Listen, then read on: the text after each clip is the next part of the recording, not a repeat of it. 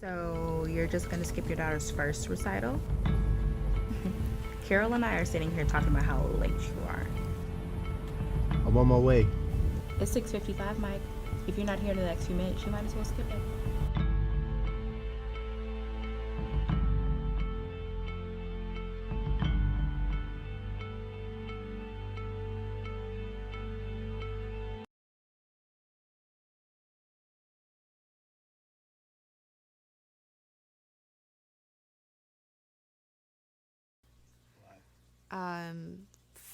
Five years ago for sure, we were barely doing anything with video, and I definitely wasn't doing anything with video besides the occasional like Instagram story.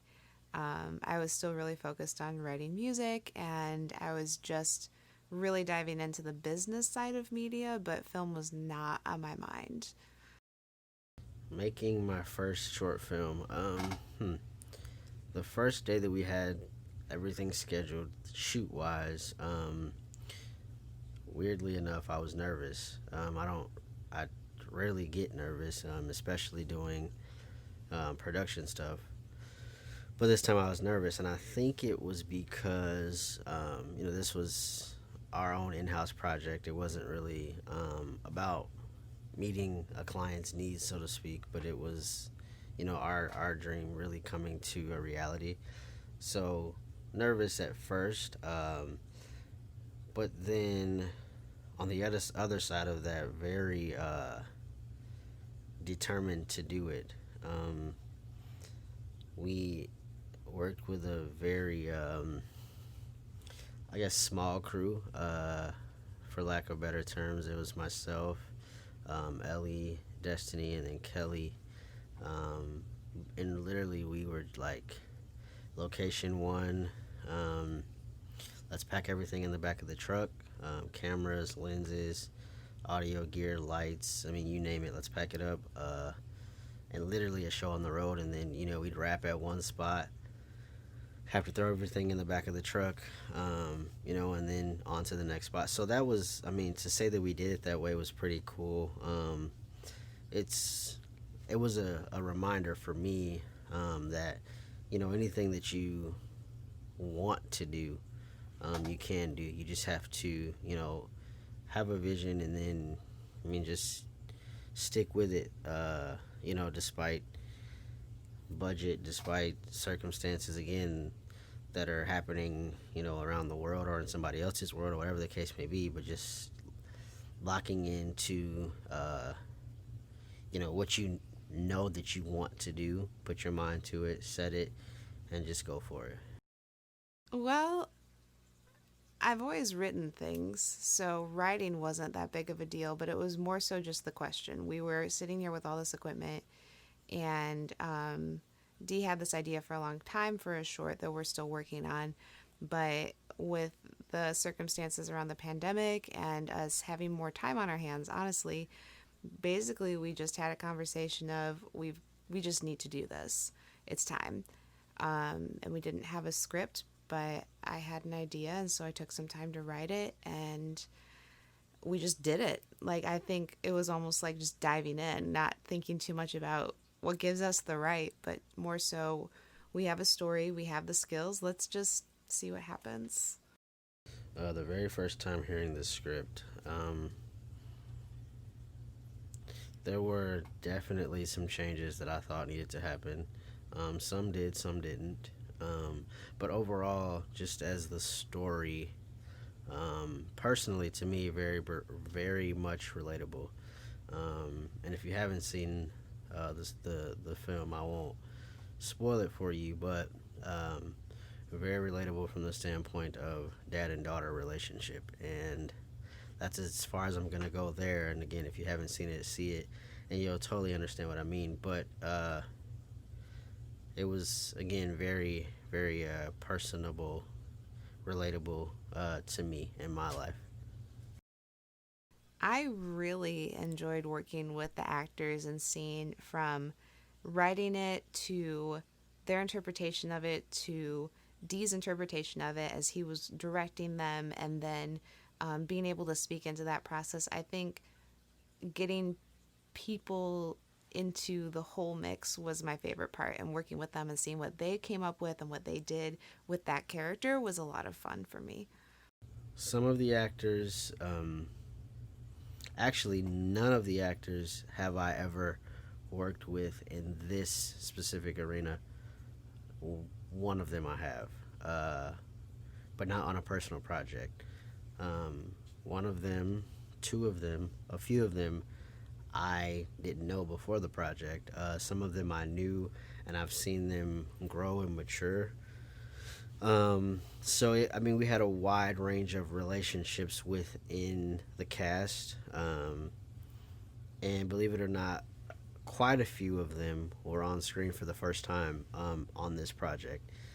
Which, again, the ones that I knew or know, should I say, I saw a special ability or potential in them when they immediately jumped out at me when hearing the script for the first time. I was like, okay, immediately I knew exactly who I was going for or what exactly I was looking for, and not knowing, again, that this particular person or that particular person had never been on screen. Maybe they had done stage stuff before.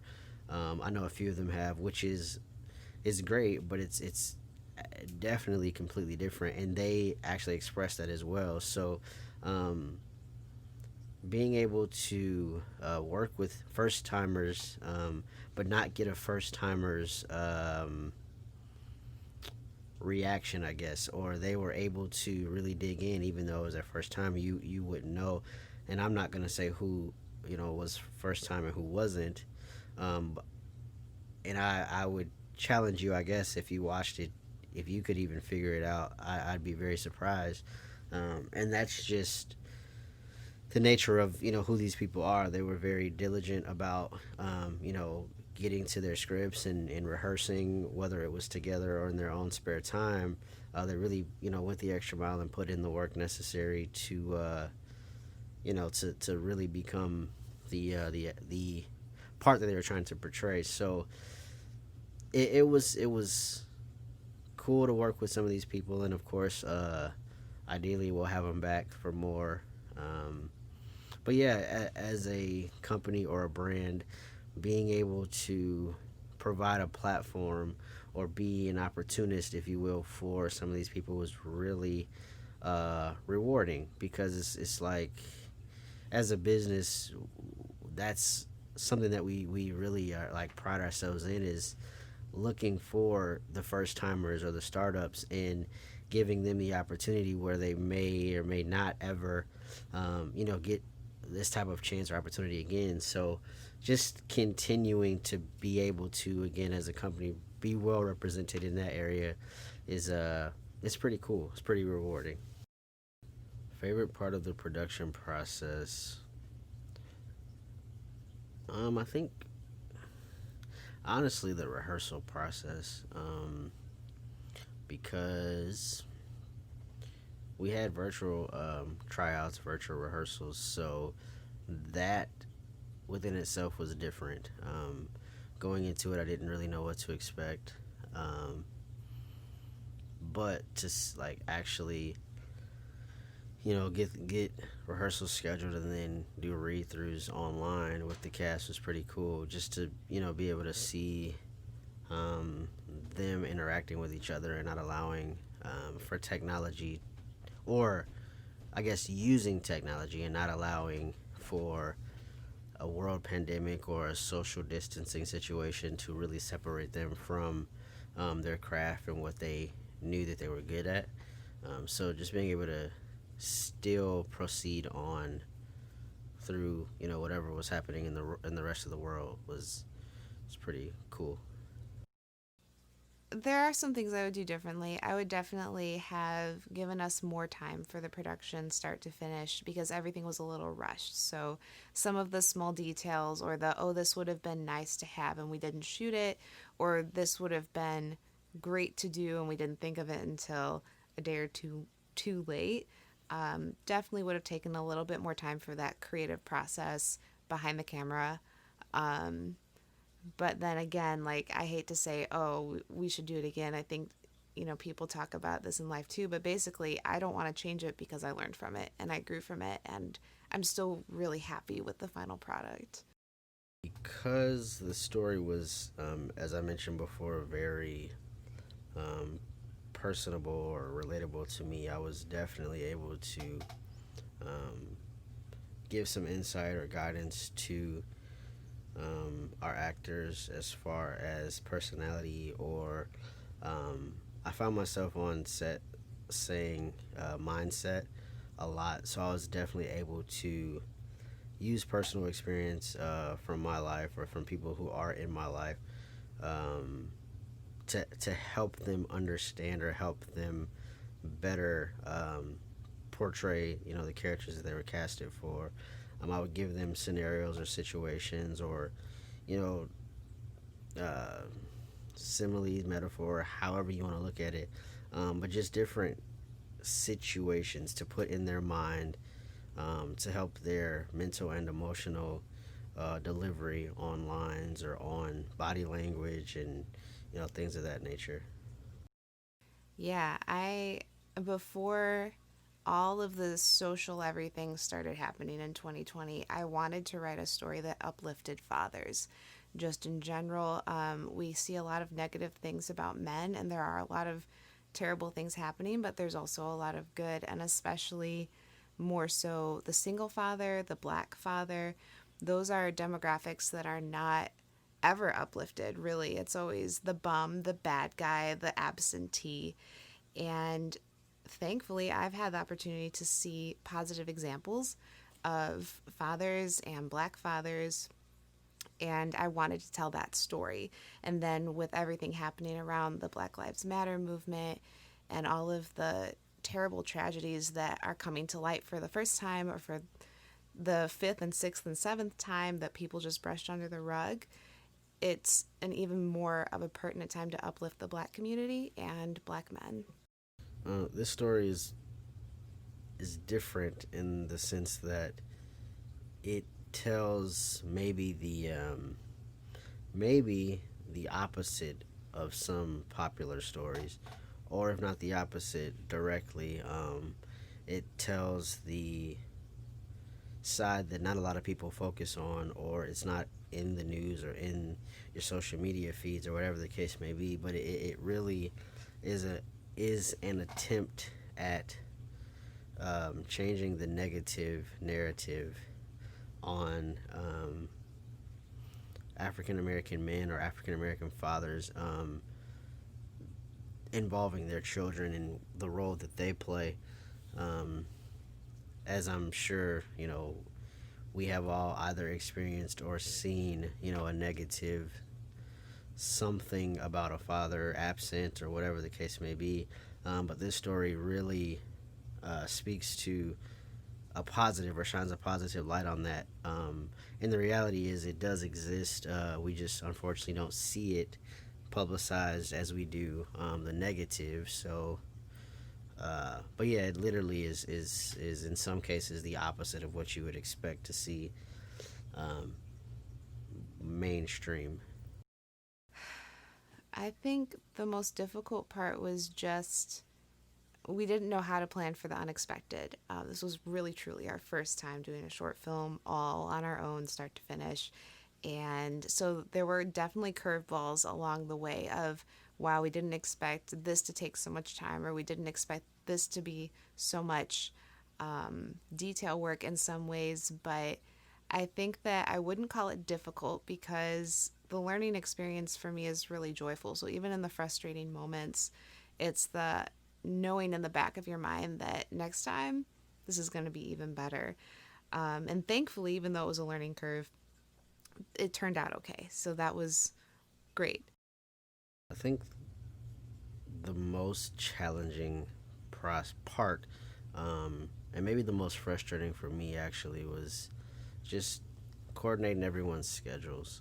And of course, it's nothing against any individual person, but that was tough to, not to get them necessarily to work together or to be on the same page, but to be able to actually, like, hey, we need character A, C, and D on this day.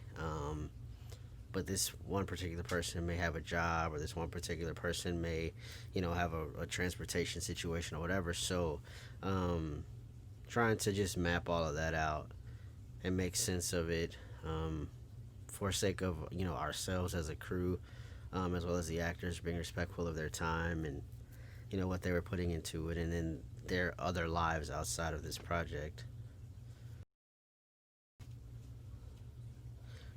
Final takeaway, when the whole process was done,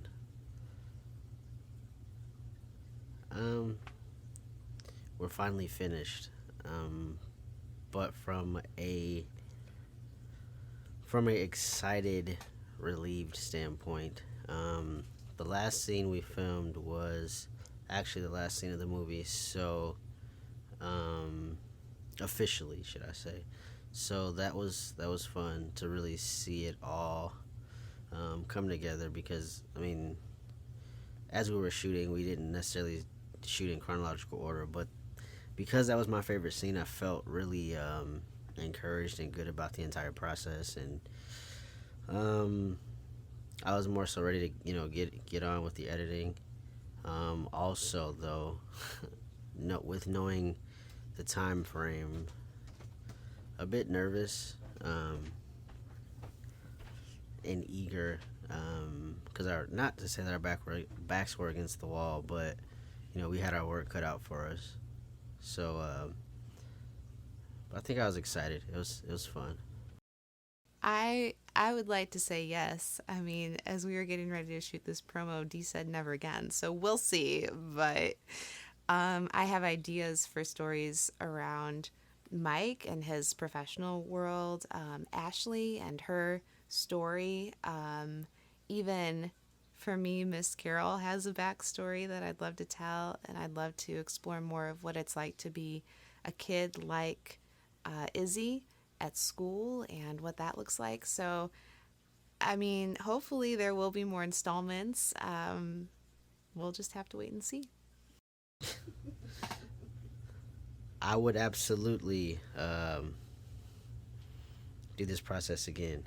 I would do things, some things different, some things the same, but I would totally do it again.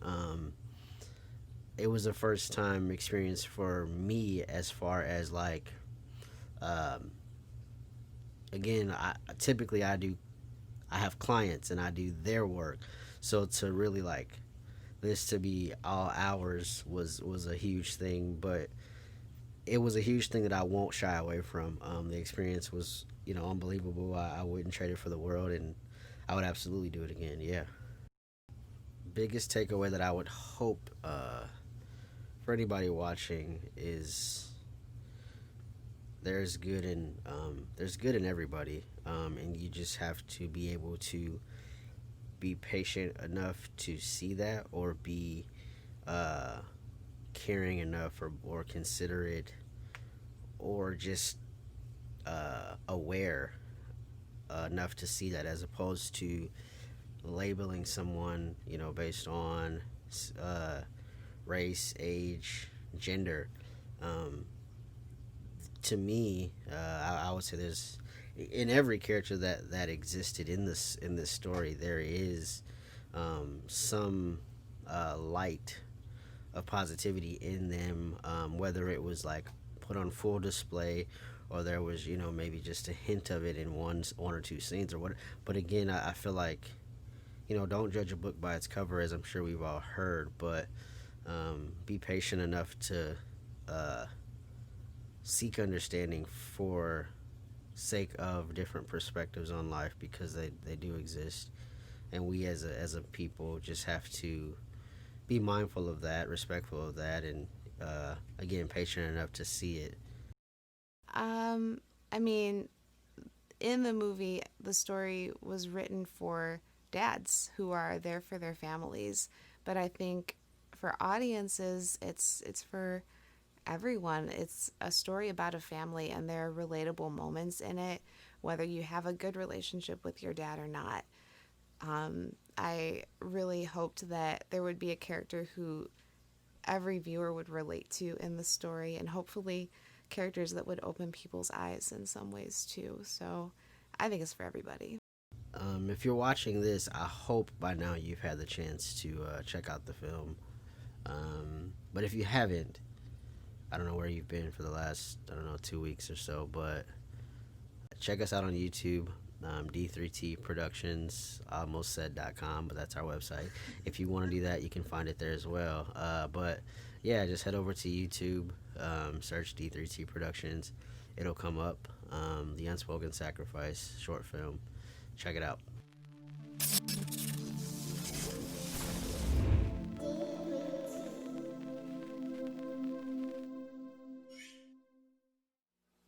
Click the button, press play. It's a wrap. Or play with your mama. Don't play with me.